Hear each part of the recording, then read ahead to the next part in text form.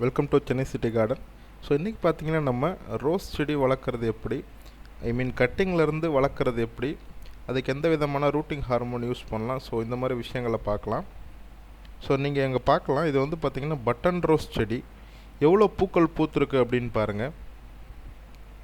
So இந்த மாதிரி இவ்வளோ பூக்கள் பூக்கிறதுக்கு எந்த விதமான உரம் கொடுக்கலாம், ஸோ கட்டிங் வந்து எப்படி வளர்க்கலாம் அப்படின்றத இந்த வீடியோவில் பார்க்கலாம்.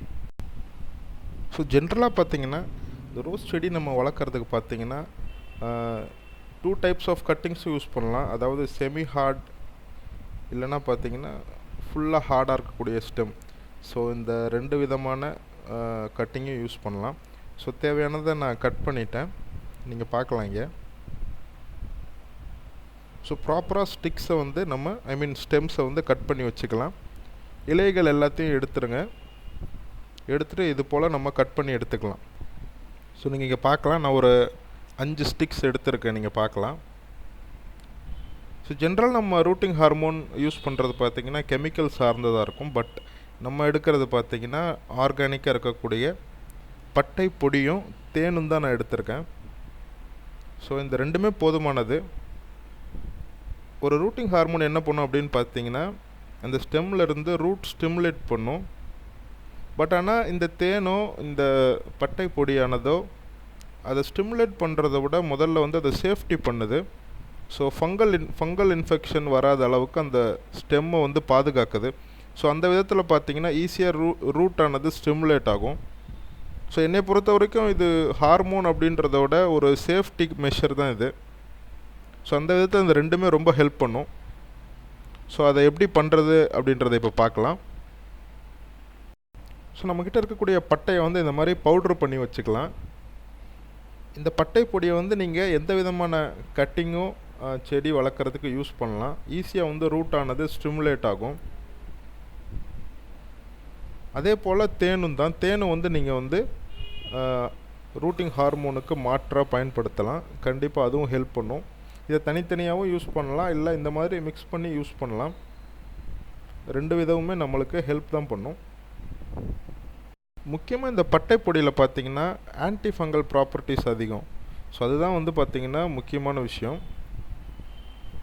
ஸோ இப்போ அந்த ஸ்டெம்மை வந்து நம்ம ஊன்றதுக்கு ரெடி பண்ணலாம். ஸோ அதில் வந்து கீழே பார்த்திங்கன்னா ஒரு 45 டிகிரி ஆங்கிளில் கட் பண்ணிக்கோங்க.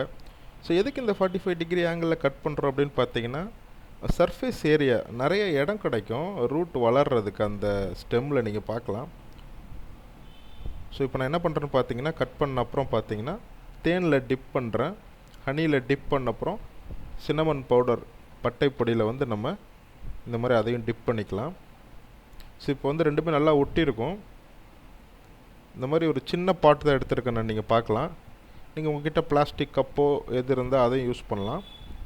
ஸோ இந்த மாதிரி நம்ம ஹோல்ஸ் போட்டுக்கிறது நல்லது. அப்படியே ஊன்னா அது உதிர்ந்துடும். ஸோ இந்த மாதிரி ஹோல்ஸ் போட்டு உள்ளே வச்சுட்டு நம்ம ஊண்டிடலாம். அதே போல் இந்த செடிக்கு வந்து தேவையான தண்ணி ஊற்றின அப்புறம் இந்த ஸ்டெம்முக்கு டாப், அதாவது மேல் பகுதியை வந்து பார்த்திங்கன்னா நம்ம எதாவது வச்சு கவர் பண்ணுறது நல்லது, இல்லைனா ட்ரை ஆயிரும். ஸோ நான் என்ன பண்ணேன் அப்படின்னு பார்த்தீங்கன்னா ஆலோவேரா வச்சு ஒரு சின்ன கட்டிங் மட்டும் ஆலோவேராலேருந்து எடுத்து அது மேலே நான் மேலே கவர் பண்ணி வச்சுருந்தேன். ஸோ அதை இந்த வீடியோ போக போக பார்க்கலாம். மிச்சம் இருக்கக்கூடிய ஸ்டிக்ஸும் நம்ம ஊனலாம். ஸோ இந்த மாதிரி செடி வைக்கிறதுக்கு பார்த்திங்கன்னா வேஸ்ட் வாட்டர் பாட்டில், ஸோ அந்த மாதிரி கண்டெய்னர் நம்ம யூஸ் பண்ணுறது பெஸ்ட்டு. நமக்கு பெருசான தேவையில்லை. மிச்சம் இருக்க ஸ்டிக்ஸும் நான் ஊன்றேன். ஸோ ஊண்டியாச்சு. வளர்ந்தப்புறம் எப்படி இருக்குன்றதை பார்க்கலாம். நீங்கள் பார்க்கலாங்க, நான் 2 பிளாஸ்டிக் பாட்டில் வச்சுருந்தேன். துளிர் விட்டுருக்கதை பார்க்கலாம். நீங்கள் நிறையாவே துளிர் விட்டுருக்கு. இது 15 டேஸ் கிட்ட ஆகுது. ஸோ டாப் லேயர் காஞ்சி போகாமல் இருக்க, ஸ்டெம்மோட டாப் வந்து காஞ்சி போகாமல் இருக்க இதில் வந்து சாணம் வந்து நான் வச்சுருந்தேன் மேலே. அதே போல் அந்த இதில் பார்த்தீங்கன்னா பக்கத்தில் இருக்க பாட்டில் பார்த்தீங்கன்னா ஆலோவேரா கத்தாழை செடியோட கட்டிங் வந்து கட் பண்ணி மேலே காஞ்சி போகாமல் இருக்க வச்சுருந்தேன். ரெண்டுமே எனக்கு ஹெல்ப் பண்ணிச்சு. இது பார்த்திங்கன்னா செம்பருத்தி செடிங்க, சேம் ப்ராசஸில் வச்சது தான். ஸோ நம்மளுக்கு இந்த சின்னமன் பவுடர் ப்ளஸ் ஹனி வந்து சக்ஸஸ் தான். இது ப்ராப்பராக ஹெல்ப் பண்ணுது ரூட்டிங் பண்ணுறதுக்கு. ஸோ நம்ம என்ன பண்ணோன்னு பார்த்தீங்கன்னா வேர் வந்திருக்கான்னு நம்ம எடுத்து பார்ப்போம். ஸோ அந்த தப்பு பண்ணக்கூடாது. ஸோ துளிர் விட்டுருக்கு இருந்தாலும் பார்த்திங்கன்னா வேர் விட்டுருக்கு அப்படின்னு நம்ம இப்போ செக் பண்ண வேண்டிய அவசியம் கிடையாது. ஸோ இது பார்த்திங்கன்னா 25 டேஸ் கிட்ட ஆகுதுங்க. பாருங்கள், இலை நல்லா வர ஆரம்பிச்சிருச்சு. ஸோ எவ்வளோ ஈஸியாக வந்து பார்த்திங்கன்னா இலை வர ஆரம்பிச்சிருச்சுன்னு நீங்கள் பார்க்கலாம். என்னை பொறுத்த வரைக்கும் பார்த்தீங்கன்னா அட்லீஸ்ட் ஒரு 25 to 30 டேஸ் அப்படியே விட்டுருங்க. வேர் வந்திருக்கா என்னென்னு எடுத்து பார்க்குறதுக்காக வெளியே எடுக்காதீங்க. வெளியே எடுத்திங்கன்னா அந்த இது ஸ்பாயில் ஆயிரும். ஸோ இந்த வீடியோவிலே பார்த்தீங்கன்னா அப்படியே உங்களுக்கு சாயில் மிக்ஸ் என்ன ஒரு ரோஸ் பிளான்ட் பண்ணுறதுக்கு, ஸோ இந்த மாதிரி விஷயங்களும் நான் இந்த வீடியோவில் சொல்கிறேன். ஸோ இந்த வீடியோ வந்து ஃபுல்லாகவே உங்களுக்கு ரோஸ் செடி வளர்க்குறதுக்கு என்னென்ன பண்ணணும் பண்ணக்கூடாதுன்ற ஃபுல் டீட்டெயில்ஸ் கிடைக்கும். சாயில் மிக்ஸ் பார்த்தீங்கன்னா 40% ரெட் சாயில், அதாவது செம்மண், 30% எரு, மிச்சம் இருக்க 30% பார்த்தீங்கன்னா கொக்கோபீட், டீ தூள், அப்புறம் பார்த்தீங்கன்னா நான் வேப்பம் புண்ணாக்கு ஒரு 2 கை சேர்க்குறேன். ஸோ இதுதான் பார்த்தீங்கன்னா சாயில் மிக்ஸோட காம்போசிஷன். வேப்பம் புண்ணாக்கு எதுக்கு ஆட் பண்ணேன் அப்படின்னு பார்த்தீங்கன்னா வேருக்கு வந்து கொஞ்சம் சேஃப்டிக்கு தான். அதே நேரத்தில் நைட்ரஜன் நிறைய இருக்கிறதுனால செடியானதும் நல்லா வளரும்.